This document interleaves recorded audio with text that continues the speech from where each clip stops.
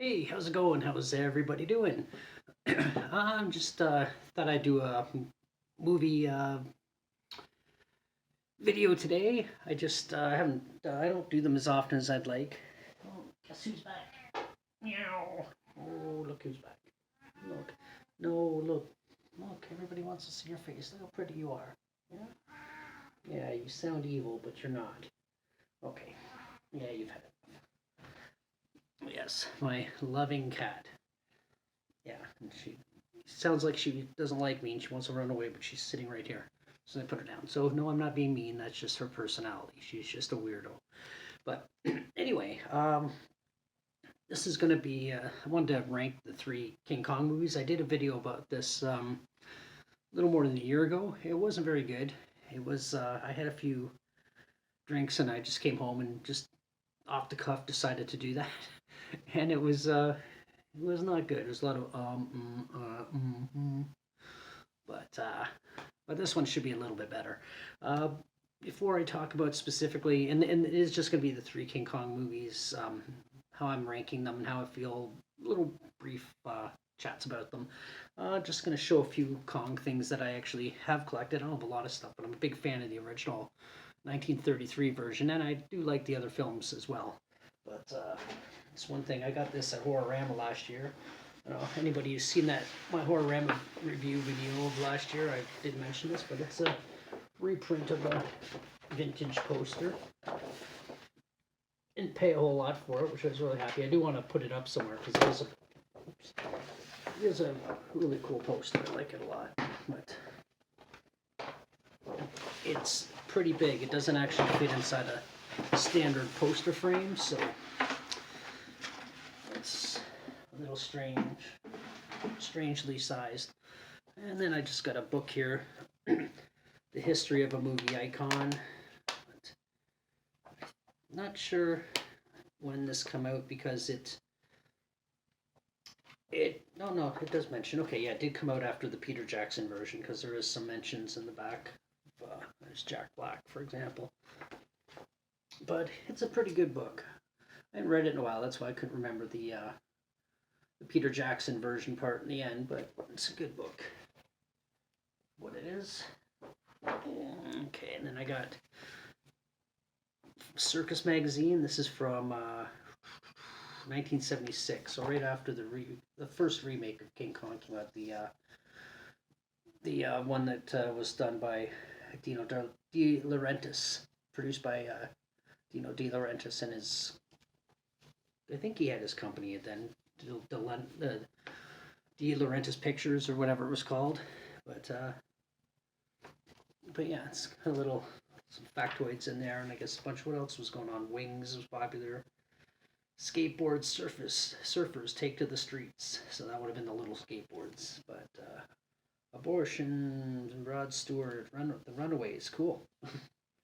I should actually read the other stuff in here because there's actually a lot of cool looking stuff in that magazine. And then this book here, the making of the 1976 version, De Laurentiis. It's a novel read, but it's pretty good if I remember correctly. And then this here I got, it's just like the making of Kong and DVD, a bunch of DVDs about that. It's got all kinds of cool stuff inside, but I'm not going to pull all that now because if I start doing that, this is going to be a very long video. But just going through a couple things first. And one of the imitators, Mighty Peking Man, which the only reason I know about is because of Quentin Tarantino when he, I guess he really liked the film and I don't know if he bought the rights to it or I don't know. I don't remember all the politics behind it, but he was able to bring it to North America and make it popular. And I got a few other imitators that like Conga and stuff, but they're boxed away in box sets and stuff, and I didn't feel like digging them out. But there's a few good ones. Queen Kong is actually a funny one. It's more of a spoof, and it's most of the actors in it are porn stars apparently. And then I got what I would consider the true sequel to King Kong, as opposed to Son of Kong, which I forgot to grab for the stack here, but there is a movie called Son of Kong. It came out the same year as King Kong, but it's not very good.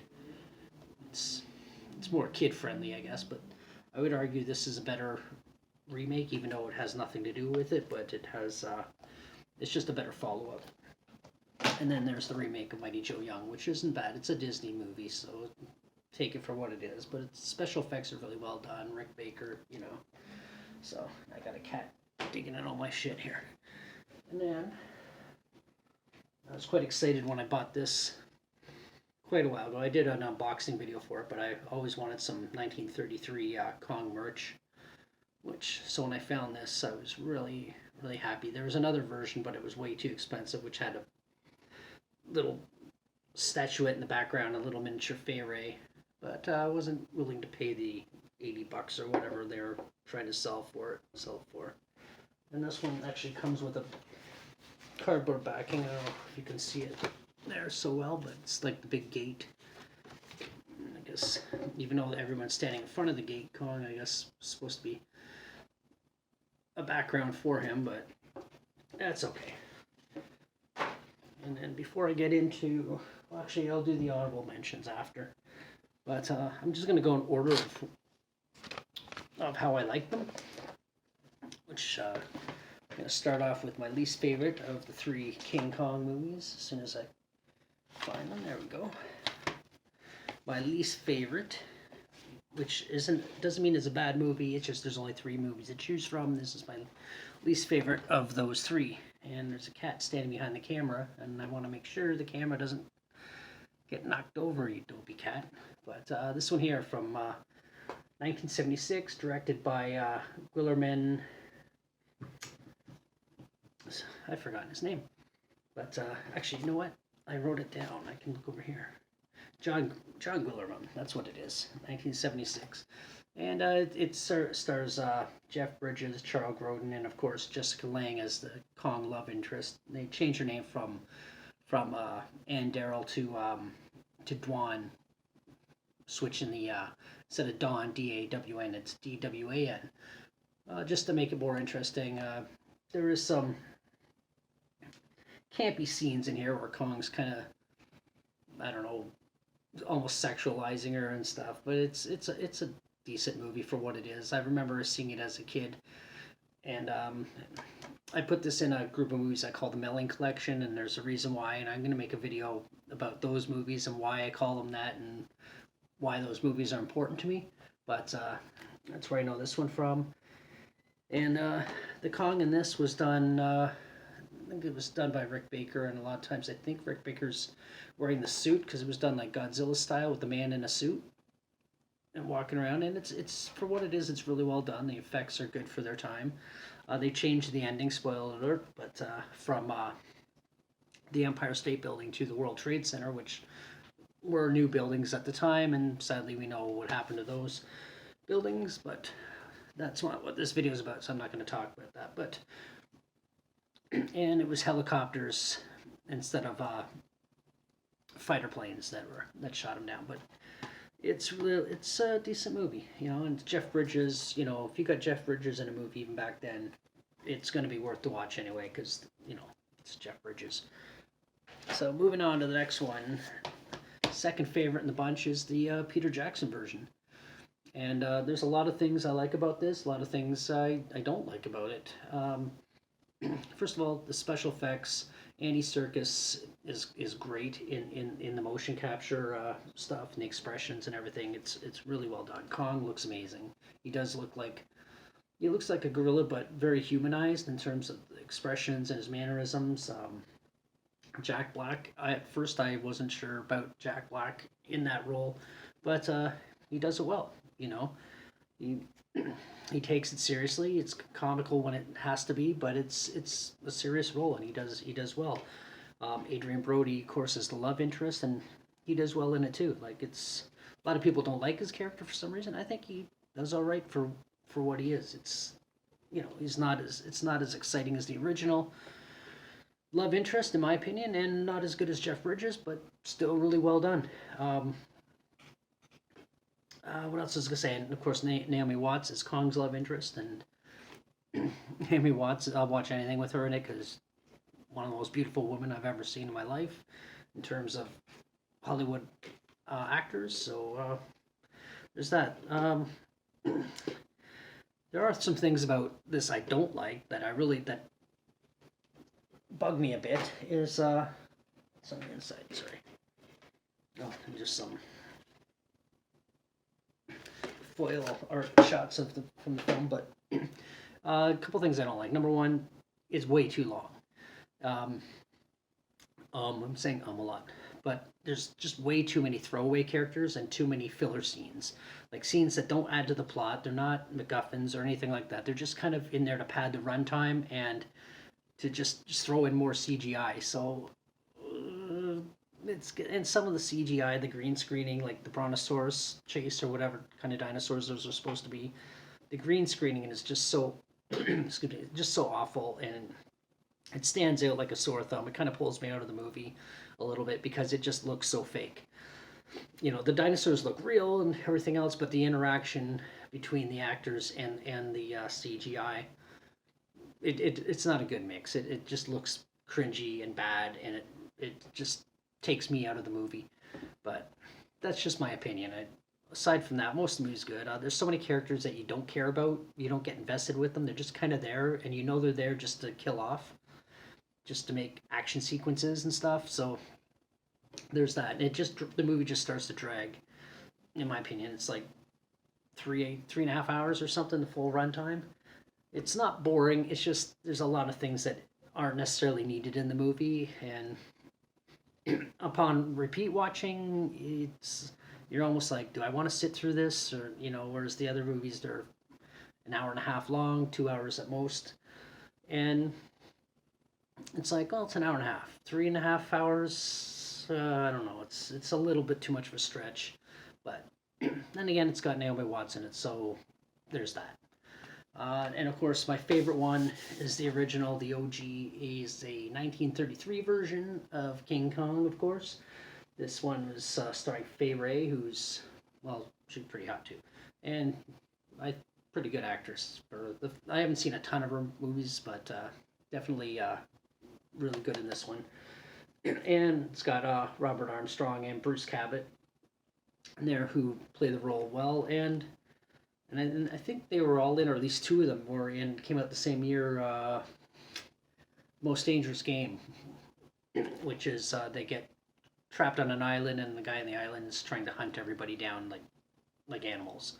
But and that's a good movie too. Check that out. It's a short movie. I think it's like an hour and 15 minutes, something like that. And it was directed by Marion Cooper, Ernst Showed Sat. I always say that wrong because it's so hard. And of course, the effects by Willis O'Brien, the granddaddy, the OG godfather of stop motion animation. And I love stop motion animation, even cringy stop motion animation. I really like. I have a lot of appreciation for it. But that's the order of how I like them. So number one, number two, and of course people are gonna have different opinions, and that's fine. And number three. Oops, get them all in there. Somehow. Let's see, without dropping them everywhere. Oh no. Just like that. But yeah. That's my opinion on that. And then, of course, got some honorable mentions here. Flip that around just so I know what I'm talking about. But this is a sequel to the 76 version. This came out in 1986, so a full 10 years after the original. Need a glass of water. And is it good? No. Is it terrible? No, but I think it's entertaining, it's silly, it's not to be taken seriously, I guess. And basically what happened, Kong fell off the off the World Trade Center and died, but he didn't actually die. He had a heart attack, and now they're giving him a big artificial heart. And then they find a Lady Kong. So, and then they have her at one facility, and they can hear each other or smell each other, whatever. Then he breaks out, and then they end up having have some romance together and end up having a baby Kong. And then, surprise, surprise, at the end he dies. Spoiler alert, but you probably won't watch it anyway, or you might. It might just pique your interest. But yeah, it's not great. It's got Linda Hamilton in it, of course, from the Terminator movies, and the other dude's name I wrote it down here. Well, Peter Elliott and Brian Kerwin, but not really sure what else they're in. I haven't really looked into it, but Linda Hamilton. This is after the first Terminator, but before the second one, so she was borderline well known at that time. And there's the King Kong cartoon series from the 1960s. I know there's been a few others, but this one I actually really like. Some of the other ones I didn't really care for. I've actually had a couple that I got rid of just because they were just taking up space and I knew I'd never watch them. And the original King Kong versus Godzilla, this is from 1963, and it's a follow-up to, well, it's not really a follow-up, but it's the first, as far as I know, it's the first Godzilla movie made after the original 1954 version of Godzilla, where Godzilla was a bad guy, and in this one, he's still the bad guy, and they find King Kong and they make him fight for reasons. I know King Kong's supposed to save them from Godzilla. And is it a good movie? It's actually not bad for what it is. King Kong, I don't know what the hell someone just didn't know what a gorilla looks like when they made this suit, but it's still an interesting, fun idea. Just I don't know if you see some of the battle scenes. Where's the one? He's swinging Godzilla around by his tail. And the love interest in this is, I wrote it down, but I'm an idiot. I wrote the actress's name down twice and not the character's name, but maybe it says it on the back. James. I don't know, it doesn't say it on the back, but so I'm not sure if this is the character's name or the actor's name, but Mai Hama. I'm probably saying it wrong anyway, so it doesn't really matter. But it's a pretty good movie too, and I wish I brought Son of Kong over, but I don't feel like going back and getting it now. But anyway, those are my opinion on how I feel about the King Kong movies, which ones are good, or in the order of how I like them. And maybe you have a different opinion, maybe you have the same opinion, or maybe you don't like them at all. But if you want to hit that subscribe button, I like you even more than I like Kong. And if you haven't seen the movies, check them out and have a lot of fun watching them, because they are a lot of fun to watch. And I guess until the next one, bye.